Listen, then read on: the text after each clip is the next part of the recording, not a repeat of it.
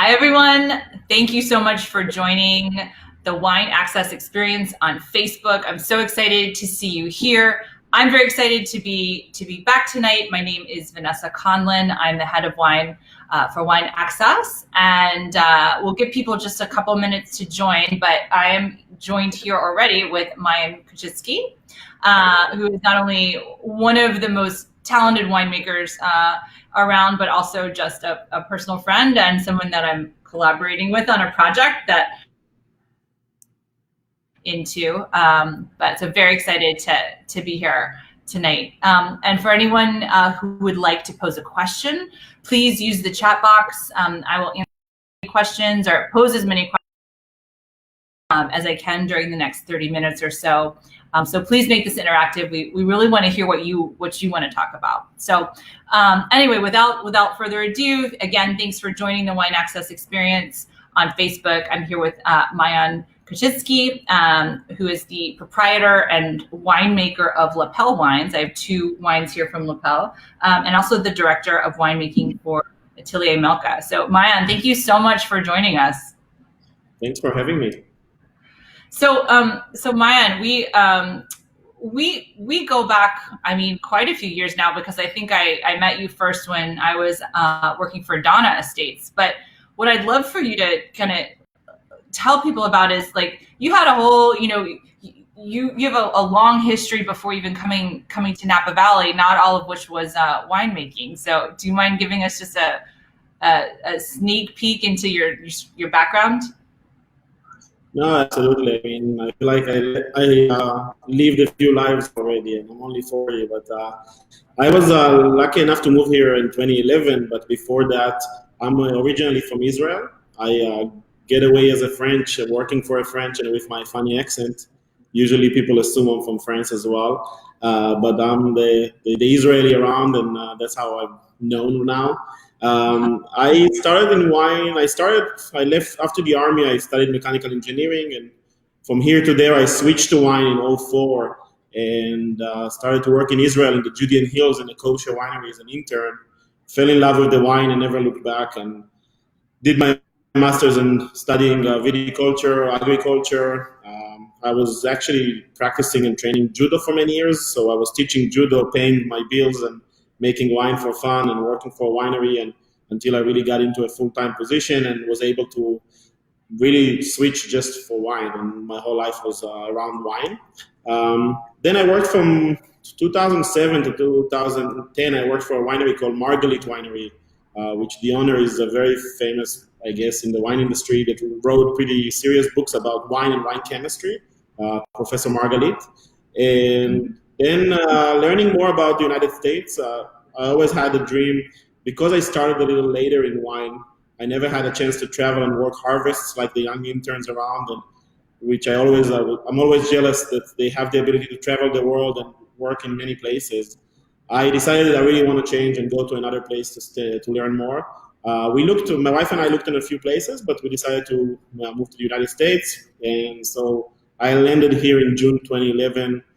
Straight into work and harvest, and since then I've been around here. Got it. And how did you first get introduced to Philippe Melka? So I worked in another place. I worked in a different winery for a few years, and actually through a mutual friend of us, through Cameron Voder. When I decided to leave my last position, Cameron Voder asked me what I'm looking to do, and I told him, I think about doing one more harvest and move back home, because I want to see another terroir, another place of Napa Valley, another style of winemaking, and then I want to move back home. And he said, okay, great, you can come work for Donna Estate back in 14 vintage, but you should meet Philippe. Philippe he's a great guy. He's a very easygoing, very personable, and I think you guys will be a good match. So Cameron was the one that set us up for going out for a coffee. That's how I met Philippe for the first time.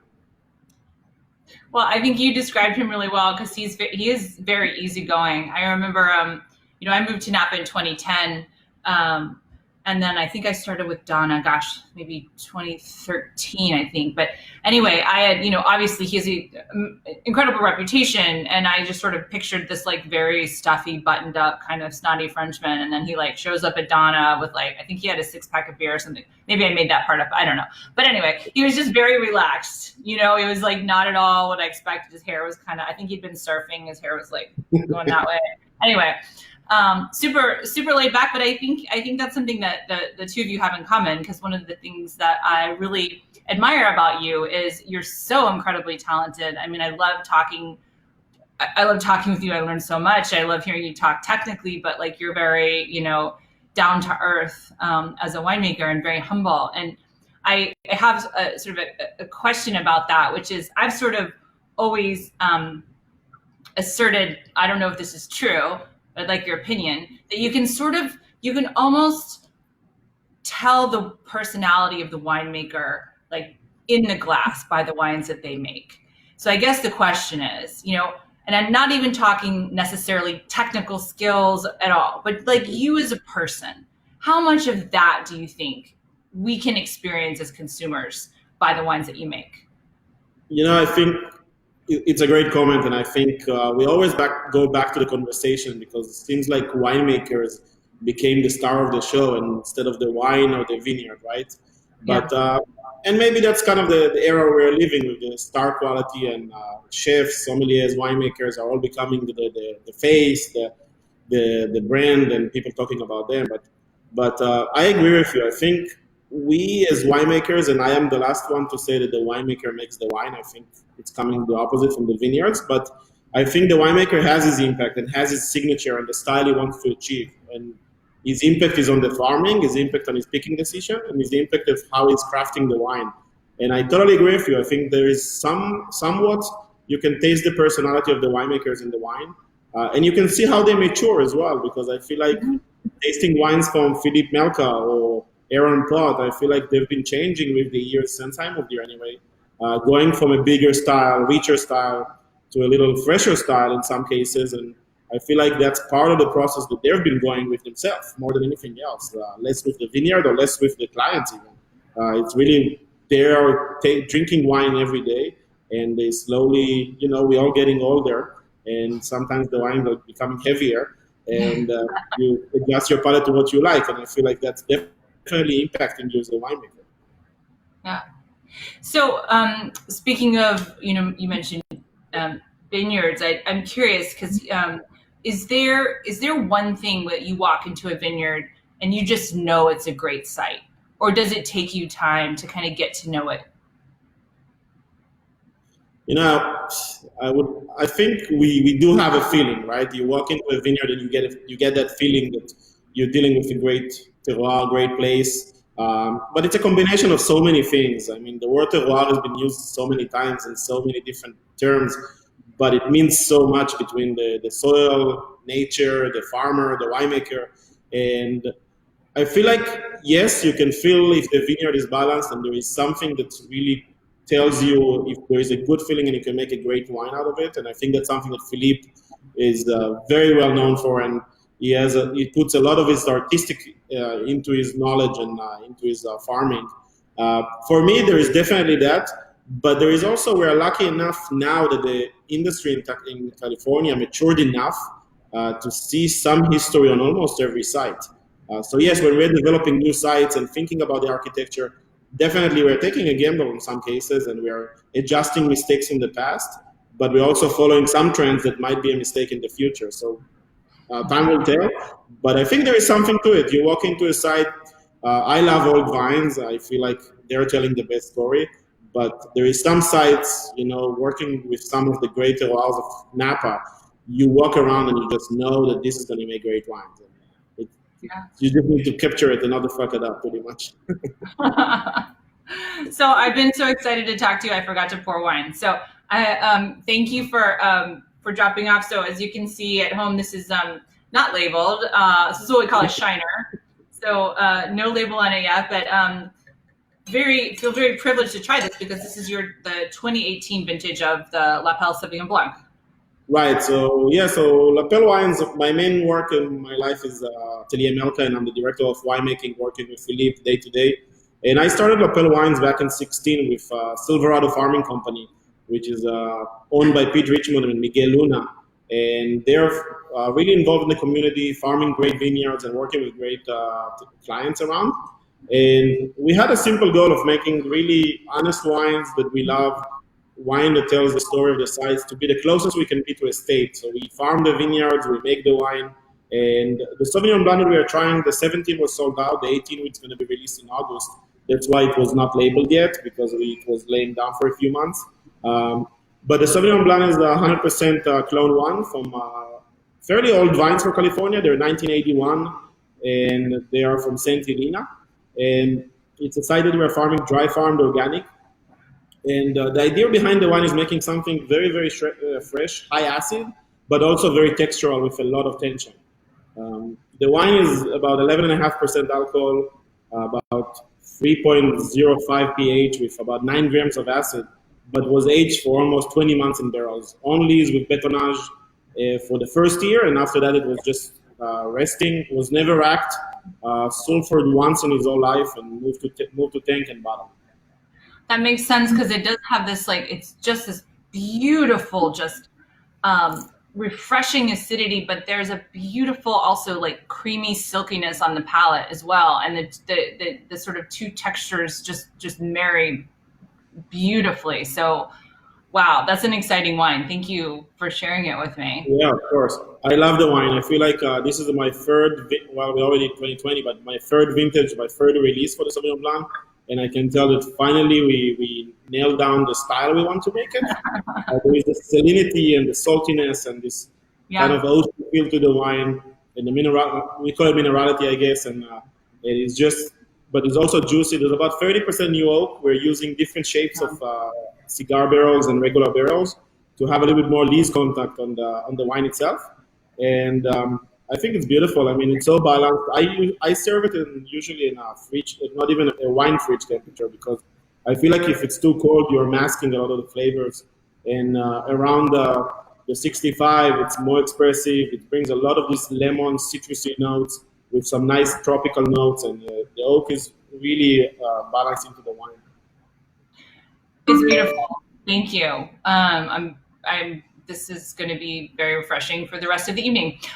So I wanted to ask you, because you've mentioned old vines twice. So what is it that you really love about old vines, and what do you think that they bring to the glass? You know, I think our biggest thing in the vineyard is balance, right? You hear it from all around. I think if the approach in the past was the whole thing about one cluster per shoot, concentration, I feel like the direction that we took, anyway, myself, is more about how can we build a vineyard that is balanced itself, pretty much. So to minimize our intervention, to force our farming, obviously we are forcing our farming by using a trellis system, irrigation, spraying, because we have to do that. But how can I balance the vines enough that I don't have to intervene in their growth cycle? And that's the biggest thing. And I feel like with older vines, they already seen everything, right? So they went through a hot season, to a cold season, to a wet season, or dry season. And you really see they're not overreacting every time there is a big challenge in front of them. And they're able to cruise along the season.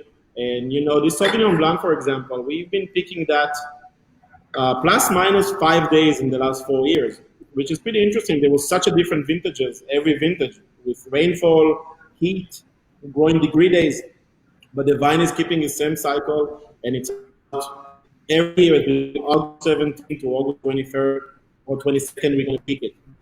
And not because we are forcing the pick to be early. I'm not a big believer, and we had this conversation in the past.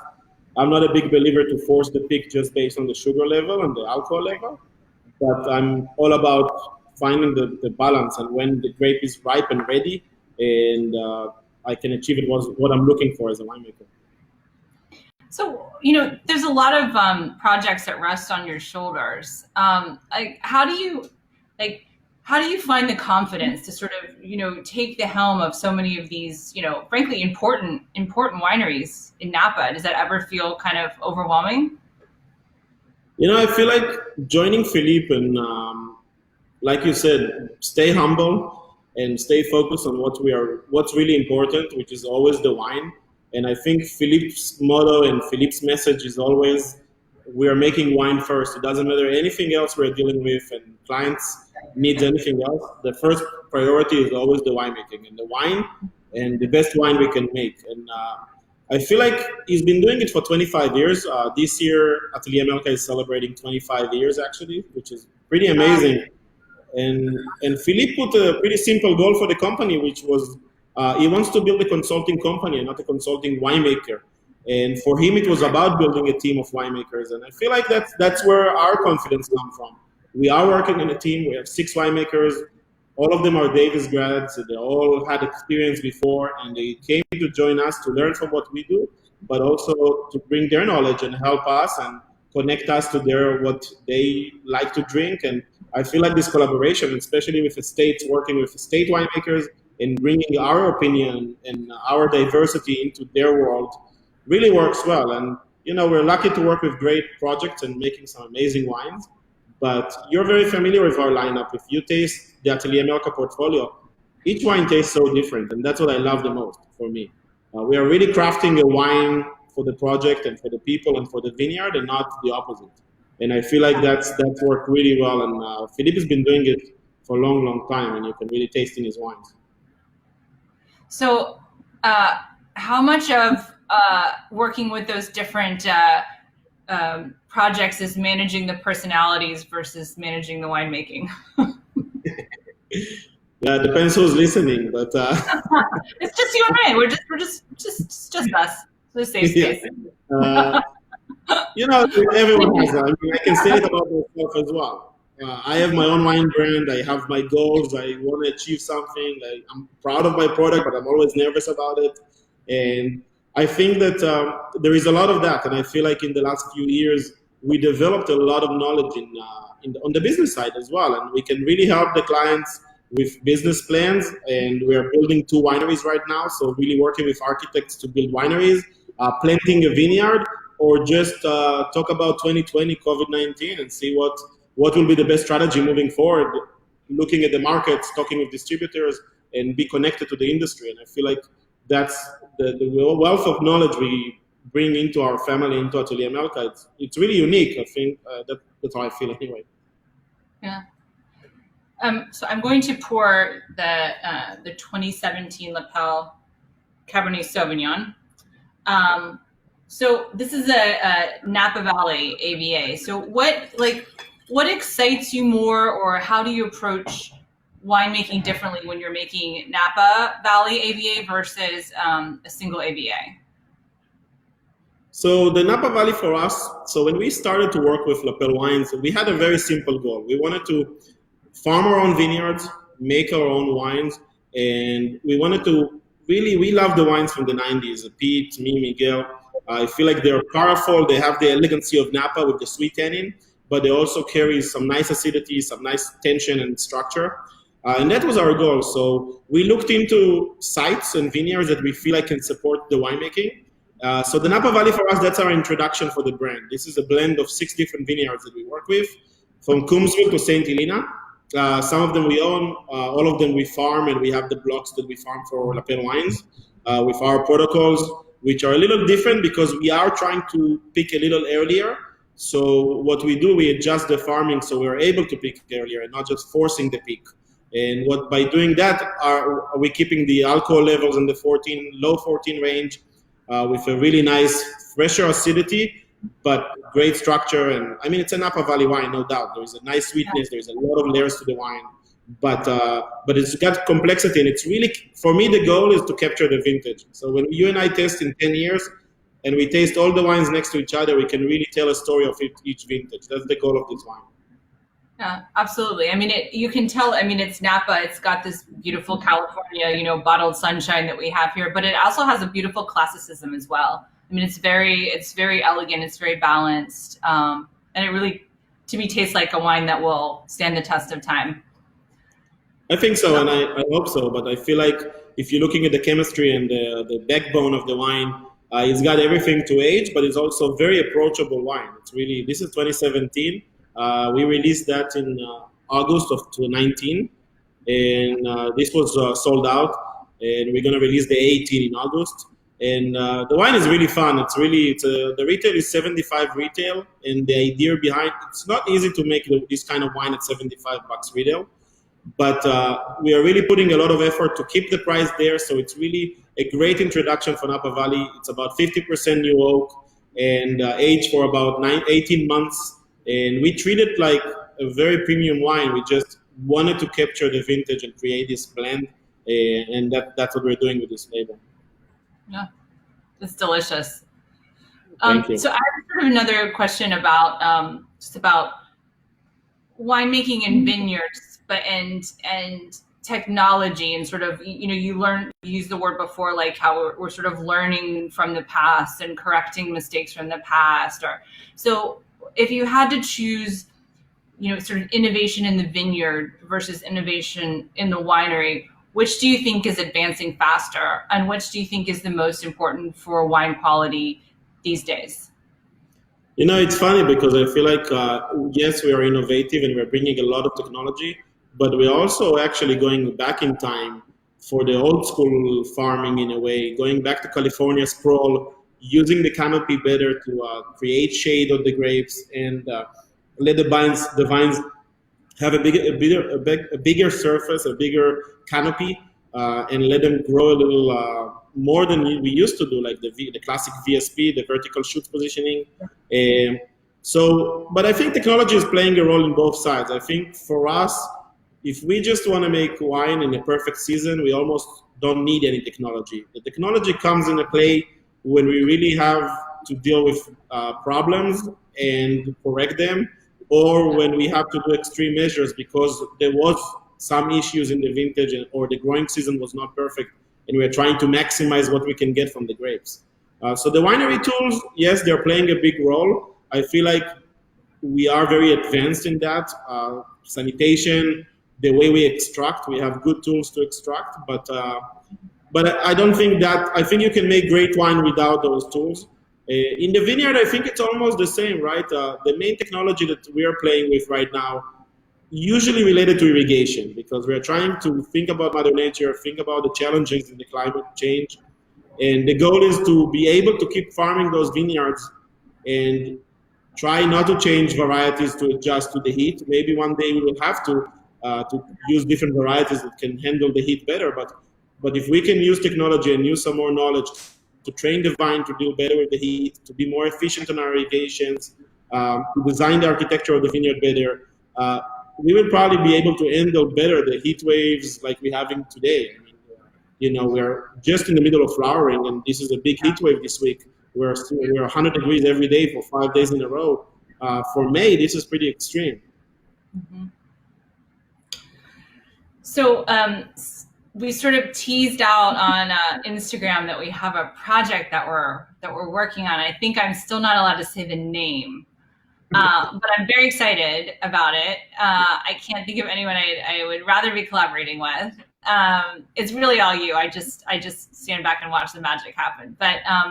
But so for anyone, you know, at home, we have a wine that is from the 19 vintage that we're very excited about that we'll be releasing next year. And I think I feel, Maayan, like you're so great at like coaxing out the personality of different vineyard sites. And we have 3 different vineyards from 3 different AVAs, and they all express themselves so differently in the glass. So I was wondering if you would mind sort of, again, you know, early on, but giving us like just a little insight, or, you know, let us step behind the curtain and hear how you approach those different AVAs and how you think those different AVAs express themselves in the glass. So I think first it's really fun to collaborate, and we know each other for a while. I feel like, you know, it's always a challenge to start a new project, because what are we going to do different from other people? And so I feel like we took the time to really think about it before we started, instead of jumping in and just making wine. And the goal here was to really do something unique, something special that represent maybe you and I, our personalities and the rest of the team. And it's been so unique working with your team as well. I don't think anyone ever did what we are doing regarding how we record even what we're doing, and how do we will be able to tell the story for the long term and show how we started it from zero, and we're going to launch the wines and tell a really cool story. So I'm very excited about that, and I think when we started to talk, I was very intrigued by the whole concept, and you guys have great people in your team. So, for me, first is about finding the right sites. So you and I drive up and down the valley quite a bit, and it's always about finding the perfect site that works for what we are trying to achieve. And then really treat each wine how the wine should be. And instead of just forcing a formula on all the wines, is understanding the grapes, understanding the tannin profile, see the maturity, like you said, walking the vineyards, get the energy of the vineyard and the canopy, and decide how to approach the winemaking, which barrels will fit better for the profile. And we can tell. We worked with 3 different appellations for the first vintage, and from 3 different great sites that are really, for me, are a beacon for the AVA, because they can really promote and tell you the story about the AVA. If it's a powerful wines from Upper Valley, if it's a mountain site with a lot of structure and freshness to the wine, to the valley floor with a little bit more sweeter tannin, richer profile. And I feel like we were able to capture it quite well, and we tasted it not too long ago, and I feel like each wine is really telling a story. And I think in the end, the key is the winemaking, and the winemaking is when do we pick the grapes, and how do we try to focus on the wine that are not going to be similar, because there is no sense to make the same pump overs or winemaking techniques to a hillside versus a valley floor. Yeah. And so for anyone watching at home, we haven't released these, but Maayan was referring to, we've actually documented, from the time we were walking the vineyards before harvest, we documented harvest. This is all on video. We've been tasting the wines together now that they're in barrel, and we'll be tasting them again, blending, and again. So I think it'll be really exciting when we can release that and really show from start to finish the entire process and all the decisions that you had to make. I can't even fathom, the thousands of different decisions you have to make in each vineyard, and every day during fermentation. So it's really exciting. I can't wait to be able to release that video and to release the wine. So I won't keep you too long. I've tied up a lot of your evening, but we did have a question from home that I wanted to ask you. So Melissa would like to know, when doing a blend of vineyards, do you have an idea about percentage of each vineyard that will go into the wine? So I suppose, meaning before you start blending, do you have an idea? I suppose is that is the question. I think it's the short answer is no, because in the end, if the variation in appellations in Napa Valley, even though it's a really small valley, it's really significant. And some appellations are performing better in a warm weather, some are performing better in a cooler weather, some are performing much better when it's a wet season versus a dry season. It's really all about the soil profile. So when we decide to blend appellations, and we'll taste the appellations alone, we'll evaluate each wine, think about which wine we want to make. Is it more of a richer, sweeter, bigger style, or it's more of a tannic structural site, or which kind of wines we really want to achieve? Which I think the main goal is make the best wine you can. That's always the main goal. It's never about let's make it sweet because people like sweet. It's about let's make it the most complex, let's make it the best wine you can. So this is going to be something that we'll be proud of. And then you look at your components and you adjust and you work on the blends to see how it works the best to create that wine. And you can really see it's pretty consistent. Some areas in the valley performing differently, depends on the weather and the vintage. So it's really, and we also, I mentioned it to Vanessa, I get to know the wines, right? When you come as an outsider and taste it for one time, you look at me like I'm a crazy guy. What are you doing? But I've been tasting them every day during harvest, every day during fermentation, every 2-3 months in barrels. So I'm very familiar and I know where I'm going to. And working with multiple wineries in the valley and working on different projects, I have a really broad aspect about the vintage first, because the vintage is a big thing, and then about different vineyards, different terroirs, and how they perform. And I'm taking all that knowledge when I'm blending, and I'm using those tools to really define what I'm looking. Well, Maayan, it's so great to see you. I wish we had hours and hours to keep chatting, but I know that I'm cutting into your evening time and your family time. But it's great to see you. Thank you so much for sharing.